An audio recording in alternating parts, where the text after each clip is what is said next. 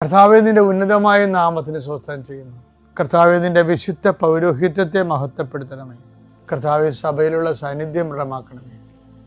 39 വർഷം ഞാൻ അർപ്പിച്ച കൃപാന്റെ യുഗതിയായി കൃപാസ്ഥാനത്താറെ ജീവനോടെ പ്രത്യക്ഷപ്പെട്ട മാതാവിൻ്റെ മാധ്യസ്ഥയിൽ അത്താറെ നടന്ന 10,000-കണക്കിന് ആരാധന ശക്തിയാൽ മക്കളില്ലാത്തവരെ ഓർത്ത് പ്രാർത്ഥിക്കുന്ന ഈശോയെ, ആശുപത്രി കിടക്കുന്നവരെ ഓർത്ത് പ്രാർത്ഥിക്കുന്നു. ഓരോ ബിസിനസ് ചെയ്തിട്ട് തകർന്നു പോകുന്നവരെ കർത്താവ്, ഇന്നെങ്കിലും 10 പൈസ കിട്ടുക ഈശോയെ. കച്ചവടം ചെയ്തിട്ട് നിവൃത്തിയില്ലാതിരിക്കുന്നവരുണ്ട്.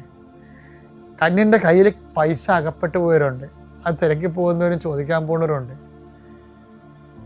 അപ്പം അവരെല്ലാം അവരുടെ ഉദ്യമങ്ങളെല്ലാം കർത്താവ് കൊച്ചു തോബിയാസിനെ നീ വിട്ടില്ലേ, കടങ്ങൾ തിരിച്ചു കിട്ടും മേടിക്കാൻ വേണ്ടി. അതുപോലെ അന്ന് റാഫേൽ മാലാഖനൊക്കെ നീ കൂടെ വിട്ടില്ലേ, ഞങ്ങൾക്ക് നഷ്ടപ്പെട്ടത് തിരിച്ചു വിട്ടാൻ മേടിക്കാൻ വേണ്ടി വിടുന്നവരുടെ കൂടെ പരിശുദ്ധമേ നീ കൂടെ വിടണമെന്ന് പ്രാർത്ഥിക്കുന്നു ഈശോ.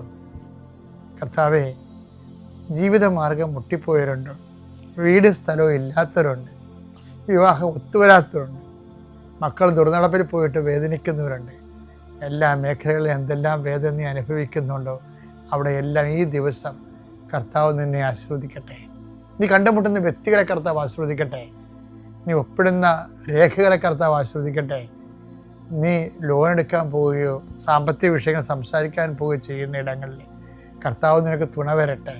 എൻ്റെ കർത്താവിൻ്റെ ഉന്നതമായ നാമത്തിൽ, സഭയുടെ അധികാരത്തിൽ, കുരിശിൻ്റെ അടയാളത്തിൽ ഇന്നത്തെ ദിവസം നീ പോകുന്ന എല്ലാ ഇടങ്ങളിലും നിൻ്റെ കർത്താവ് നിന്നെ സന്ധിക്കട്ടെ. നിത്യം പിതാവും പുത്രനും പരിശുദ്ധാത്മാവുമായ സർവ്വേശ്വര എന്നേക്കും ആമേൻ.